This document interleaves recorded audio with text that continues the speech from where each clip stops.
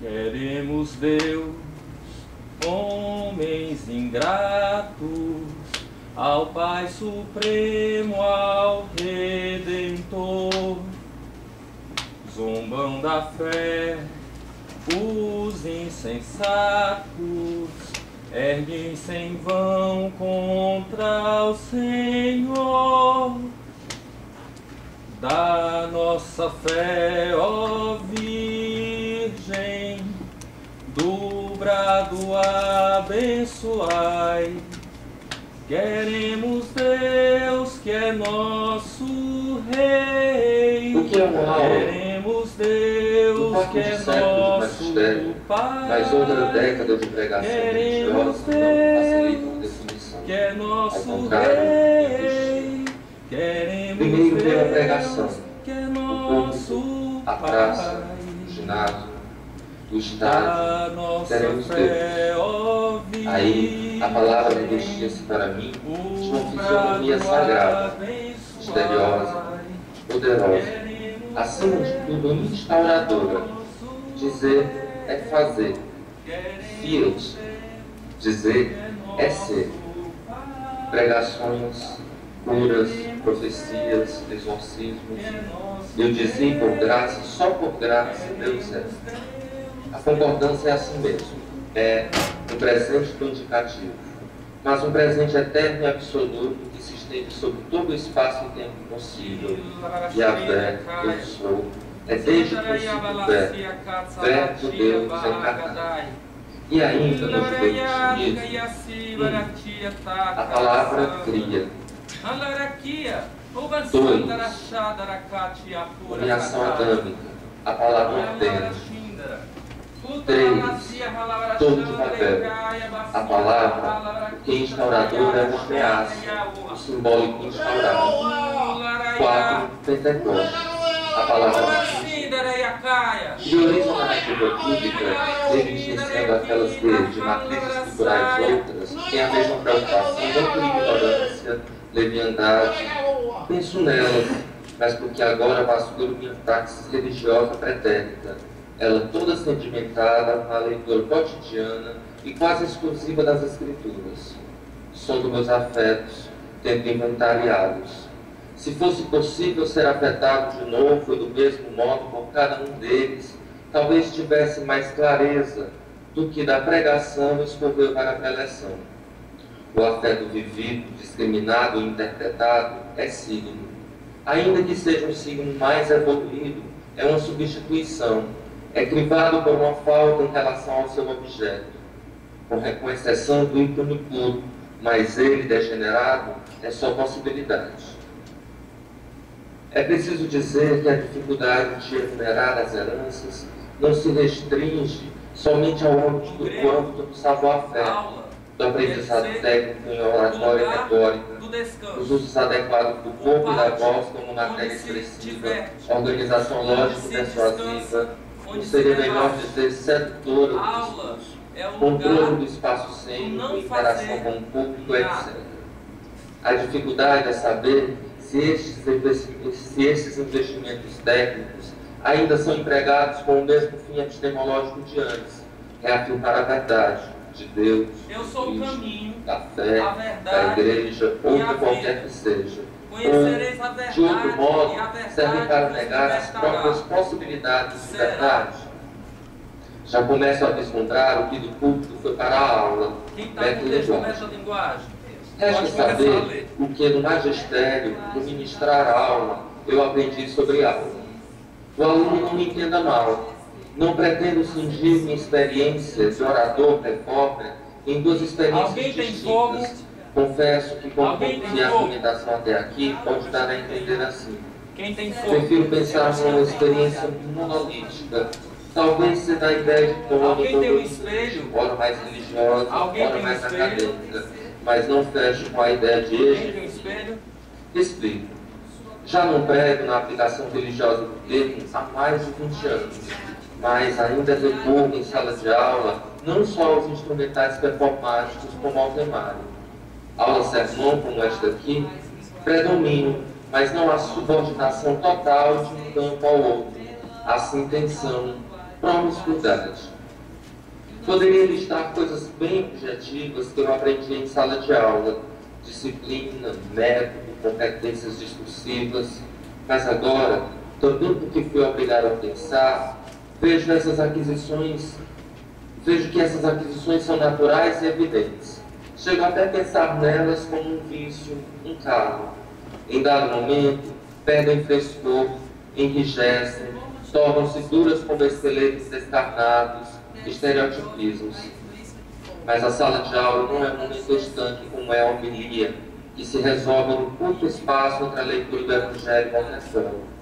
Uma aula, ela, via de regra, compõe um curso, mesmo que seja uma aula inaugural. Ela deve reproduzir o espírito do curso como um todo. Um curso pode durar meses ou anos. Uma certa noção do tempo estendido se impõe, de duração, mas não é uma duração uniforme, contínua, estável, constante. Há descontinuidades, desvios, instabilidades, acelerações e desacelerações, avanços e retrocessos. Essa duração sem termos, apenas existência estendida, também é fonte de angústia, de incerteza, de inacabamento. A aula, duração recortada, é também atravessada pela dúvida, pela descontinuidade, pela elipse, pela abertura inexorável. Contudo, essas brechas, interstícios, não podem ser confundidos com não ser, ausência, vazio, com terra erodida.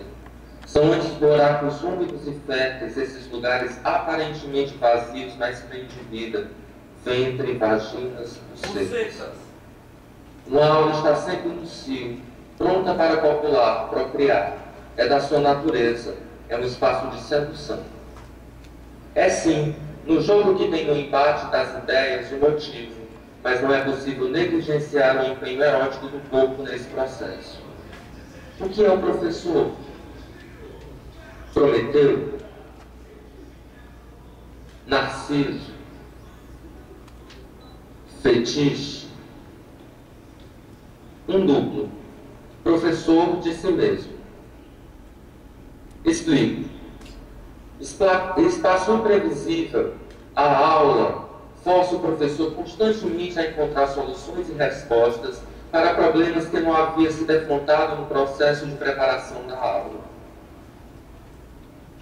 Sou professor há 25 anos. Que mutações sofre a aula, lugar de transmissão, comunicação, crítica e produção de conhecimento, de subjetivação, com as transformações radicais ocorridas nos campos da comunicação e da arte no mundo É assim que eu constituo minha expressão. De que maneira, paradoxalmente, esse lugar, historicamente marcado como dispositivo e aparelho ideológico e agora em crise, pode ser reconfigurado e redimensionado a partir daquilo que, também em crise radical, precipita-lhe a crise, ou seja, as novas sensibilidades e os processos epistemológicos inaugurados por aquelas mesmas transformações, não sendo deles ocupação exclusiva, mas tendo-os como campos privilegiados de investigação e experimentação artística, acadêmica, científica e pedagógica, quais as especificidades que problemam no ensino de comunicação e artes. E nesse âmbito particular, considerando-se comunicação, arte, educação e ciência como territórios centrais daqui, quais linhas de estudo e desterritorializações, os agenciamentos engendrados pela experimentação artística e técnica, associadas à pesquisa acadêmica e à atividade pedagógica atualizam. Finalmente, considera a arcialidade do corpo, lugar de afetos, como em Spinoza, em todo o processo epistemológico, que performatividade é um femineste nesse estado de coisas, mesmo que órfãos, a interdependência e até um certo modo de subordinação entre elas, tais questões, ainda que não se nutra a ilusão de nos oferecer respostas absolutas, implicam múltiplos campos do conhecimento e práticas que favorecem uma abordagem transdisciplinar, experimental, ensaística, artística e integradora das dimensões teóricas e técnicas.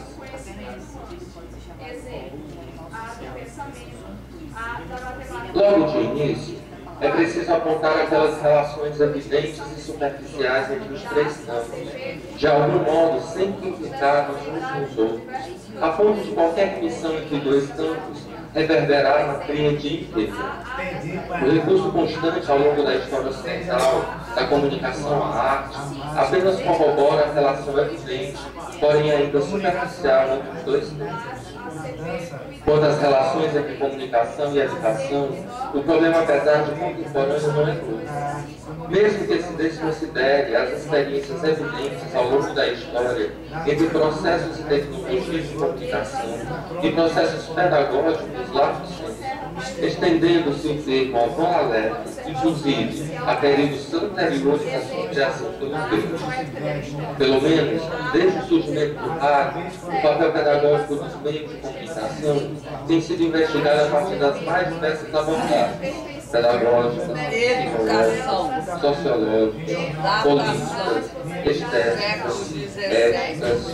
Hoje, diante dos processos impetrados pelas tecnologias digitais de comunicação e informação, o espectro das relações expande e se complexifica, impondo a abordagem Também não é novidade a apropriação de comunicação por políticas pedagógicas e privadas, pedagógicas públicas e privadas, para as quais os investimentos em novas tecnologias de comunicação, projetores e grupos digitais, redes Wi-Fi, como recurso didático pedagógico, respondem não só a desafios educacionais e pedagógicos, mas agem também como recurso simbólico de inserção na ciência. Se por um lado, sua presença em sala de aula em tudo que pode estar remetendo, inclusive, à escola, o papel de educar para a leitura crítica dos meios, como propalado pelos estudos científicos. Por outro lado, reforçando o vínculo, atribui-se aos meios de comunicação a função de compromisso ético de educar. Contudo, tais visões raramente encontram a atenção superficial das evidências, por, muitas vezes, estruturarem-se numa visada técnico-instrumental dos campos. Não é diferente quando se trata dos vínculos entre educação e arte. Aqui, a construção histórica do vínculo torna-o ideia quase sempre comum, se não mais evidente, mais necessária. Profissa, o inóspito é o lugar onde as coisas podem acontecer. Porque o inóspito gera um estranhamento. Dentro da palavra inóspito tem a palavra como na cidade platônica, é o estrangeiro. O hóspede é aquele que vem de fora. Sobre ele pousa a necessidade de acolhimento, mas também o ódio ao que vem de fora. Mas que a educação, formação da e para a própria cultura não possa ter prescindir. De modo que, mesmo depois da crise impetrada por pensadores o programa não só apoia estudantes, mas também professores e na filosofia e nas teorias estéticas, com a multiplicação das propostas estéticas do século XXI, ainda predominam nas pesquisas nos projetos pedagógicos, nas políticas públicas, diria mesmo em muito da produção artística atual, aquelas mesmas subordinação e instrumentalização da arte pela educação. Ora, sem negar a contribuição e a necessidade histórica de tais leituras e aplicações para a construção mesmo dos campos da atual configuração altamente complicadas de poder de relações, as transformações radicais pelas quais o mundo passou muito séculos colapsaram os alicerces notoriamente seguros afetados pelo pensamento ocidental para a educação, arte e comunicação, tornando-as leituras e aplicações obsoletas e insuficientes. As recentes tecnologias digitais de produção, processamento e transmissão de informação de comunicação, internet, HDTV, telefonia móvel, presença telemática, realidade aumentada, imagem digital, redes sociais, georreferenciação, etc.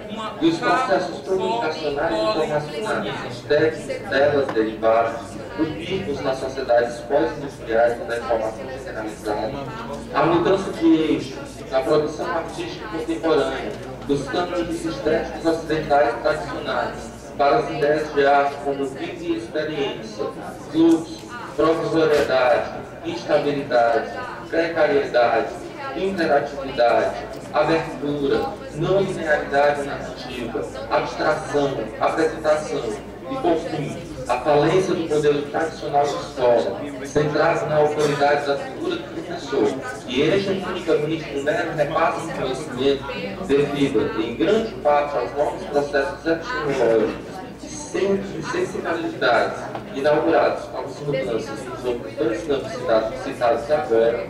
Sim, todos esses fatores detonaram uma crise profunda nos campos implicados, colocando em xeque as fronteiras dos seus territórios, sua natureza mesmo, a ponto de não ser mais possível pensá-los separados e com conseguintes impõe a crítica a conceitos, modelos e teorias independentes. Tal crítica, por sua vez, depende de investigações multidisciplinares de natureza experimental, nas quais, tanto quanto entre arte, aplicação e educação, a promiscuidade de teorias práticas seja, mais justificada ou desejada, admitida como necessária e intrínseca a qualquer processo cognitivo epistemológico, como os acadêmicos científicos. Eu deixarei, tu irás.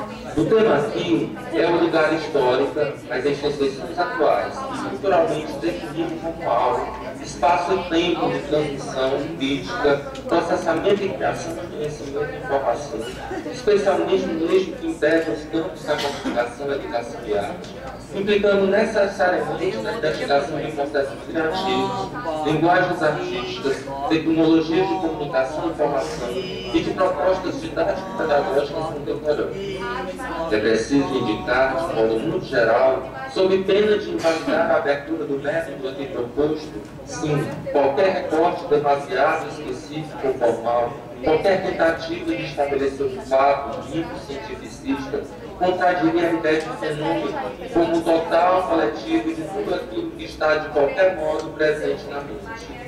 Focos de interesse inicial da pesquisa, não apenas em cada um desses campos indicados em separado, mas a partir de um denominador comum desde já indicado, a sua dimensão epistemológica, ou seja, a natureza e os limites do conhecimento que engendram e os modos desse explicar.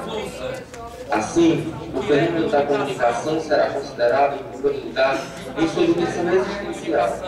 Também interessa a mediação tecnológica, implicada nos processos comunicativos e estéticos atuais, pensados por autores, por vários autores, e, finalmente, na tentativa de contemplar ao máximo o vasto leque de tipos de comunicação envolvidos numa aula ou outra.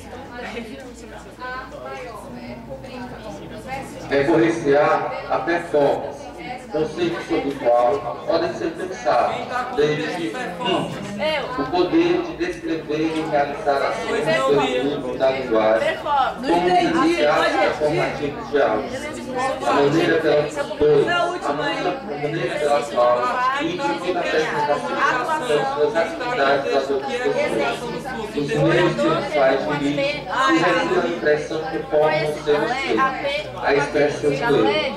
3. Mesmo a própria definição de gênero.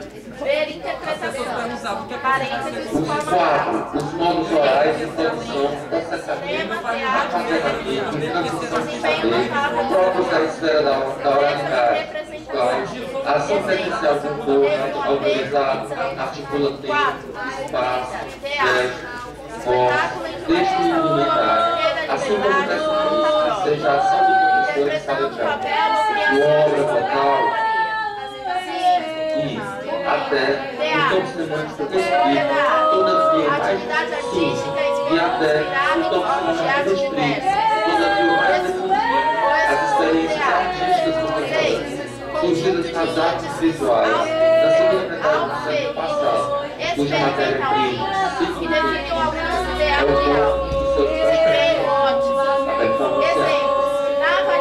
O conceito é indispensável para a compreensão dos processos comunicativos internos, altamente complexos implicados na aula 1, por um lado, e por outro, considerarmos um recorte específico da performance arte, é também importante poder fechar, de modo muito breve, as relações entre arte De fato, a arte da performance funciona como um lugar de diálogo, experimentação e proposição de dois campos, de modo cada vez mais sigiloso, com o desenvolvimento das tecnologias.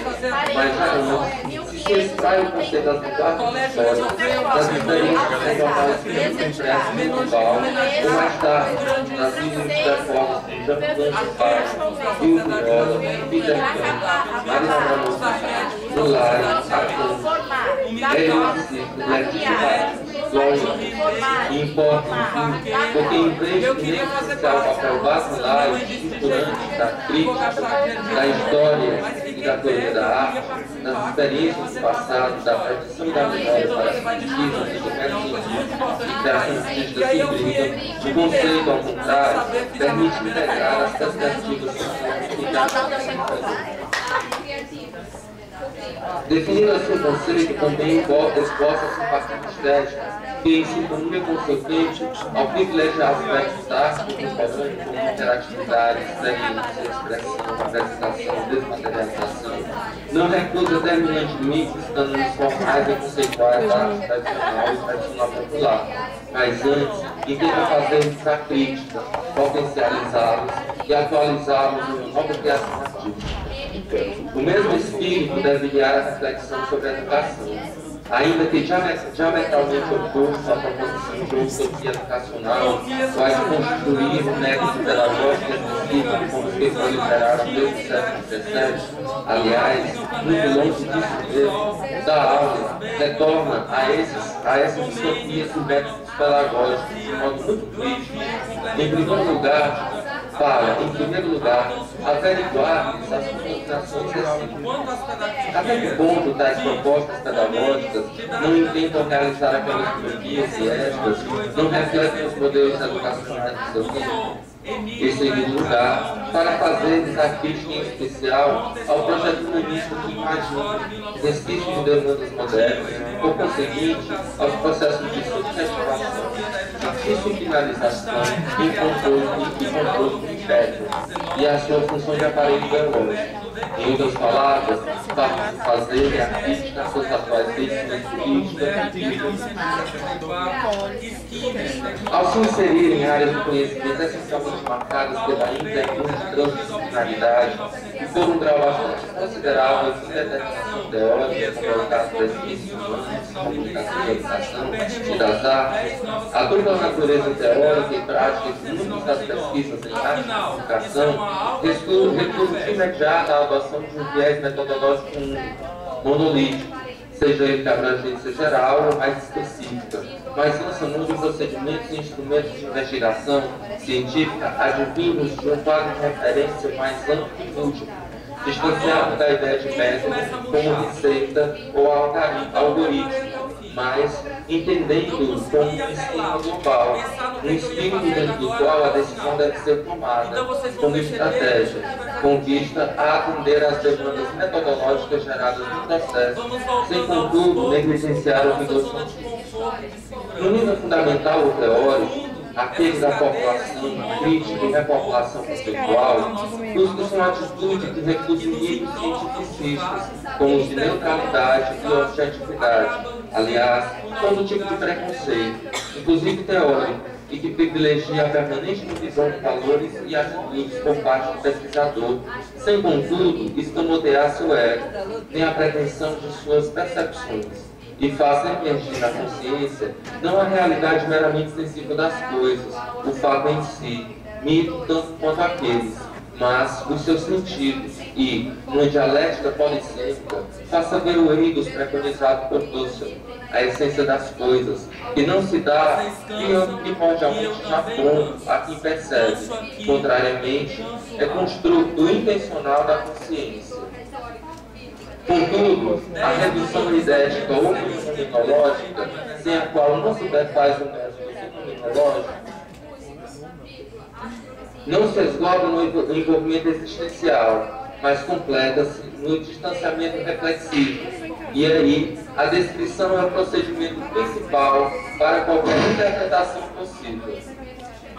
A natureza processual do objeto não se acomoda em etapas abstratas e pré-estabelecidas, nem se presta a modos burocráticos de registro e de tabelamento de dados, do mero relato do trabalho de campo, mas aproxima-se da pesquisa etnográfica proposta e desenvolvida pela antropologia, com suas estratégias de pesquisação, de observação ativa, de imersão em território existencial e registros experimentais, com o intuito de aceder ao jargão, ao território político, à micropolítica, enfim, ao campo de forças que constituem e desconstituem subjetividades especialmente no que se refere, pensando no caso em particular, à aula ou comunidade de convergência das variadas formas de experiência e dos modos de produção de conhecimento atuais, daí a opção pela carta.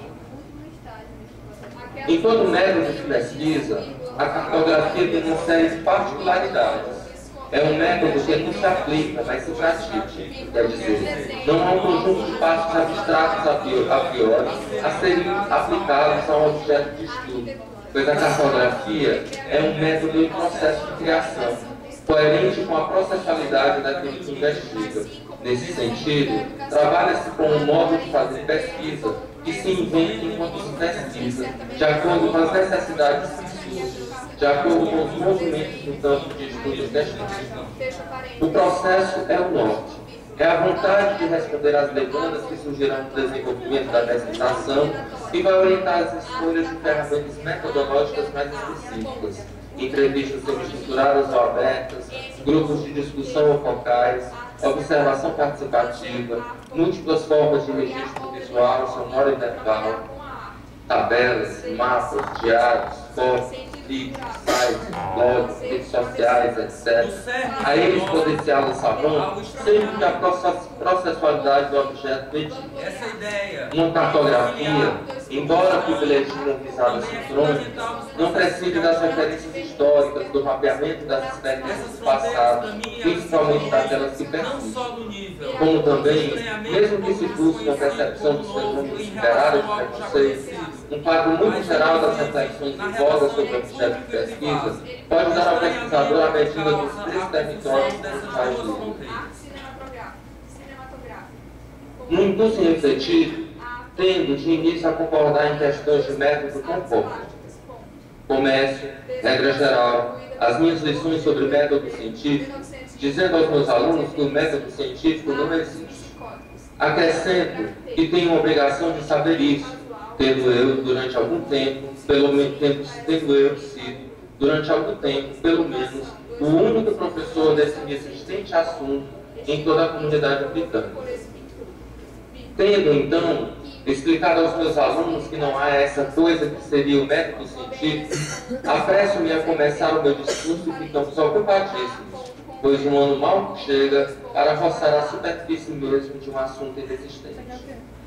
Mesmo que se tenha em mente que o método científico não se resume a procedimento, técnica ou meio de se fazer alguma coisa, especialmente de acordo com o campo, a processo organizado, lógico e sistemático de pesquisa, instrução, investigação, apresentação, etc. Portanto, apenas a ordem lógica ou sistema que regula uma determinada atividade ou conjunto de regras e princípios normativos que regulam o ensino, a prática de uma arte, e que, em termos de raciocínio, mostra-se evidente a verdade como telos do método científico e por isso, acima de tudo, é preciso pensar na sua possibilidade. Porque, trata-se de pesquisa acadêmico-artística, o conceito ainda respeita a matriz cartesiana, para a qual o método são as operações e disposições racionais a priori, evidência, análise, ordenação sistemática do simples para o complexo, recapitulação da totalidade do problema investigado e conduz ao conhecimento, à verdade.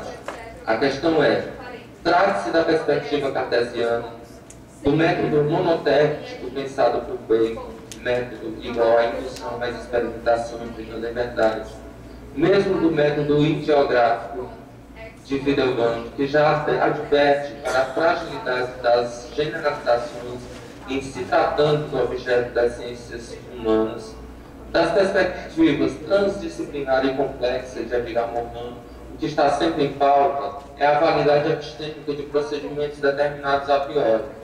Contudo, o que modelos lógico-dedutivos, hipotético-dedutivos, lógico-indutivos, sintéticos, analíticos, dialéticos, empíricos, categórico-dedutivos, dedutivos, indutivos, axiomáticos podem garantir sobre a verdade?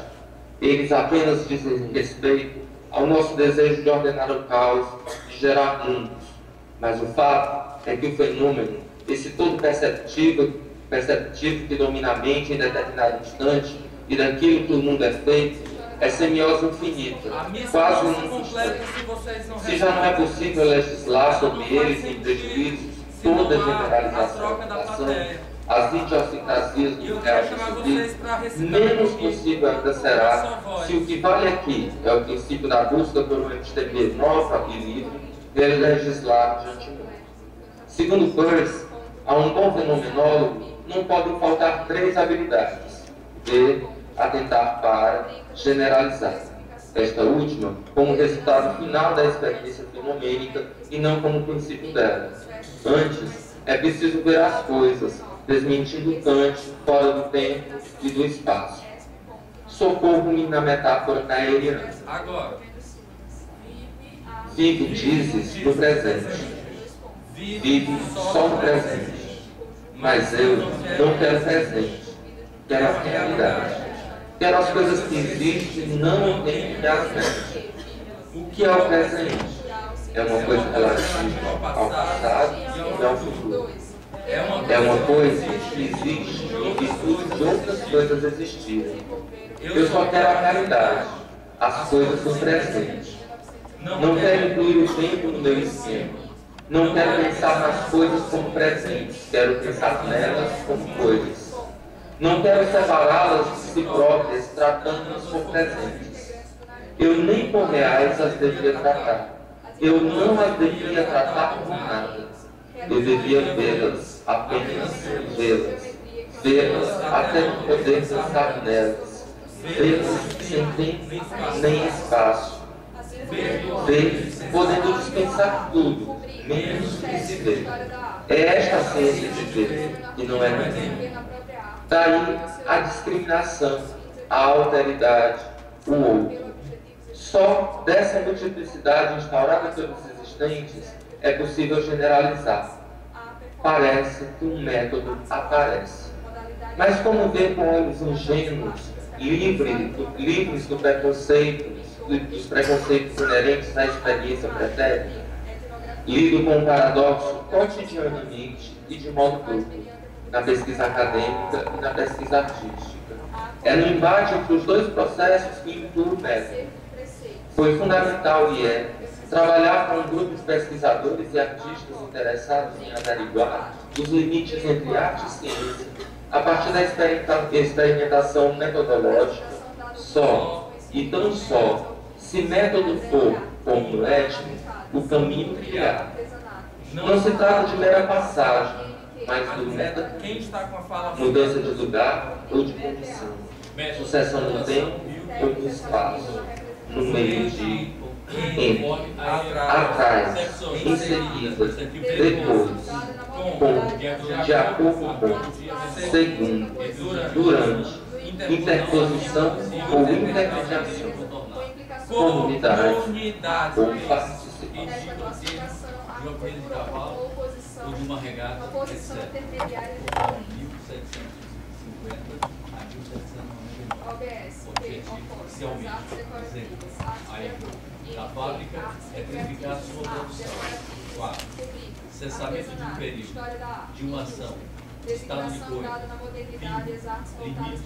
limite, erro. Exemplo, sinais claros que demonstravam que aquela época de falso atingiria a sua meta.